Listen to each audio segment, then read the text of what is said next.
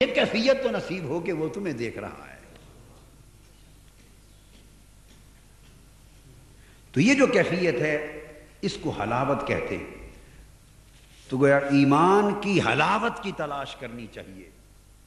حلاوت دکھائی دینے والی شے نہیں، وہ چکھنے والی شے ہوتی ہے. حلاوت اندر ہوتی ہے، حلاوت اندر ہوتی ہے. تو ہم لوگ ایمان کے ظاہر پر جب توجہ کرتے ہیں تو دیکھتے ہیں اتنی نمازیں پڑھنے والا، اتنی تبلیغ کرنے والا، اتنے روزے رکھنے والا، اتنے مدرسے بنانے والا، اتنی تسبیح پڑھنے والا، یہ لمبے چوڑے جبے شبے کبے ٹوپیاں سارا کچھ پہن کر جو ہم بذاقتہ بناتے ہیں اور لوگوں کو دھوکہ دیتے ہیں. ہماری نگاہ ان چیزوں پر ہے، ہماری نگاہ ان چیزوں پر ہے. اور حلاوت اور سرور اور کیف وہ ان چیزوں سے نہیں پیدا ہو رہا.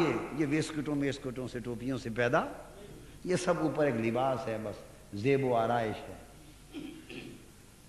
کیف و سرور ان ظاہری ساری چیزوں سے پیدا نہیں ہو رہا. وہ کیف و سرور تو من میں، اس کے من میں ہے جس کا تعلق چشمے سے ہے، جس کا تعلق چشمے سے ہے. اور وہ کسی کو پتہ نہیں چل سکتا جب تک کوئی اندر نہ اتر جائے. جب اندر اترتا ہے تو پھر وہ کیف کی خبر ہوتی ہے، سرور ملتا ہے. اس کو حلاوت ایمانی کہتے ہیں. تو فرمایا ثلاث من کن فیہ وجد بہن حلاوت الایمان. دیکھیے کیا کیا چیز آقا علیہ السلام نے کوئی چھوڑی ہے ہمارے لیے.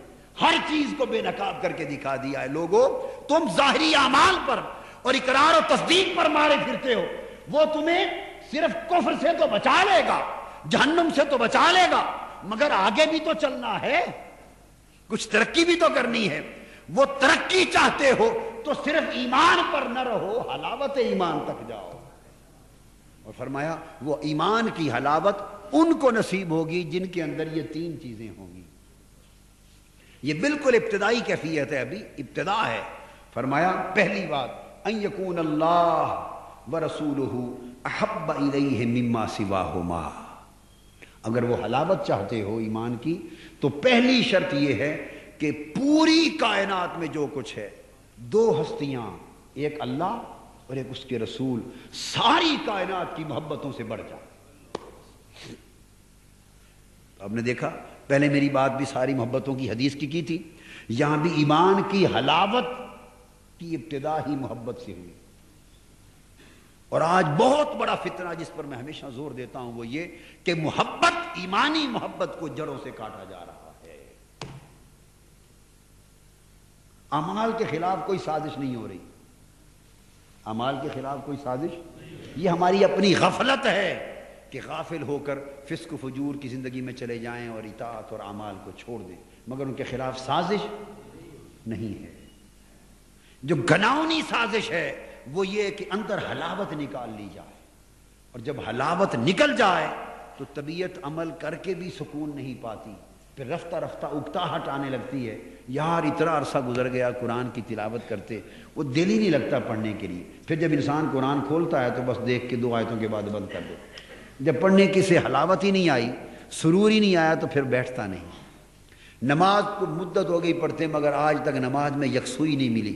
تو جب یکسوئی اور کیف نہیں ملے گا تو رفتہ رفتہ نماز کا شوق کم ہو جائے گا، عبادات اور طاعت کا ذوق کم ہو جائے گا. حلاوت محبت نکالنے کا مقصد یہ ہے کہ اعمال رہیں تو مردہ ہو جائیں. اعمال اگر رہیں تو مردہ ہو، ان کا کچھ اثر اور نفع نہ رہے. تو حضور علیہ السلام نے فرمایا دیکھا ایمان کی حلاوت کی پہلی شرط بھی یہ بیان فرمائی کہ 2 ہستیاں، اللہ اور اس کا رسول، کائنات کی ساری محبتوں سے اونچے ہو جائیں، ان سے محبت اتنی بڑھ جائے کہ ساری محبتیں ان کے نیچے رہ جائیں. تو فرمایا تب یوں سمجھو کہ ایمان کی حلاوت کی ابتدا ہو گئی. اور پھر دوسرا فرمایا وَإِن يُحِبَّ الْمَرْءَ لَا يُحِبُّهُ إِلَّا لِلَّهِ. اور دوسرا یہ کہ جو شخص بھی کسی دوسرے سے محبت کرے، کوئی شخص، تو وہ محبت نہ کرے، وہ محبت نہ کرے سوائے اللہ کے لیے. تو صرف جس سے بھی محبت ہو بس اللہ کے لیے محبت. انسانوں کی آپس کی محبت کا بھی مرکز اللہ کی محبت. نہ مال و دولت کے لیے محبت کرے، نہ اس کے حسن و جمال کے لیے محبت کرے، نہ اس کے کاروبار و تجارت کے لیے محبت کرے، اور نہ اس کے دیگر جاہ و منصب کے لیے محبت کرے. دنیاوی طمع اور لالچ کے لیے محبت نہ، وہ محبت ہوگی نہیں، وہ تو ایک دھوکہ ہوگا، وہ تو ایک دھوکہ ہو. فرمایا دنیا میں جس سے بھی محبت کرو صرف اس لیے کرو کہ اللہ کے لیے. اب ایک بڑا اہم نقطہ ہے، چونکہ اس حدیث پر آج گفتگو ختم کرنا چاہتا ہوں. وہ اللہ کے لیے محبت کس سے ہوگی؟ کسی گناہگار فاسق فاجر آدمی کے ساتھ آپ اللہ کے لیے محبت کر سکتے؟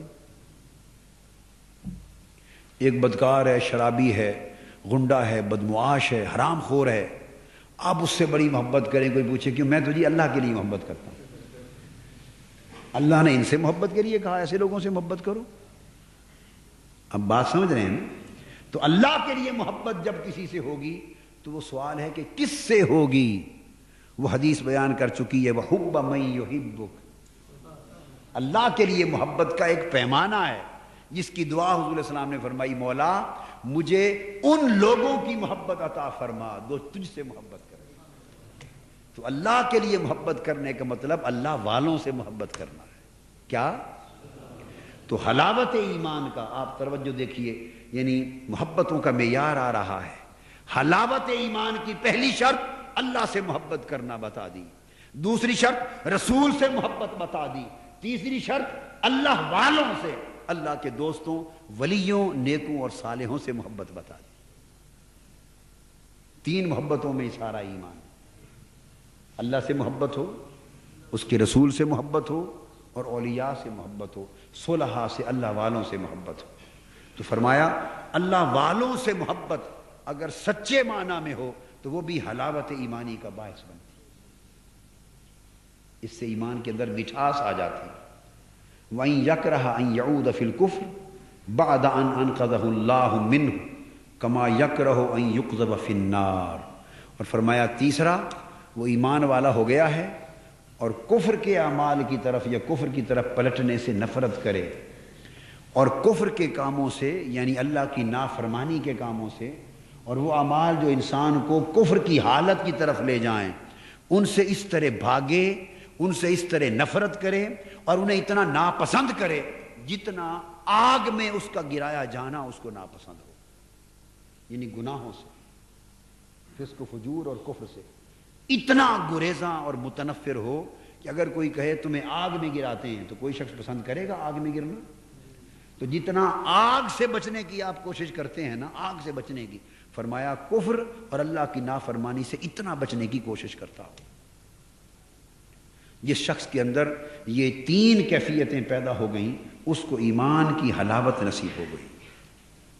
ایمان کی حلاوت نصیب ہو گئی. یہ اس حدیث پر آج گفتگو ختم کرتے ہیں. آئندہ جمعہ انشاءاللہ اسی سے آگے ہم گفتگو کو جاری رکھیں گے.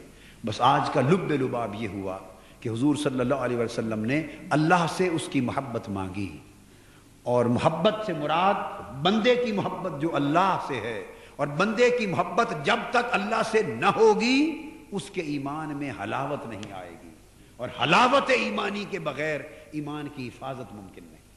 اللہ تبارک و تعالی ہمیں ایمان کی حلاوت کی خیرات عطا فرمائے. وما علینا الا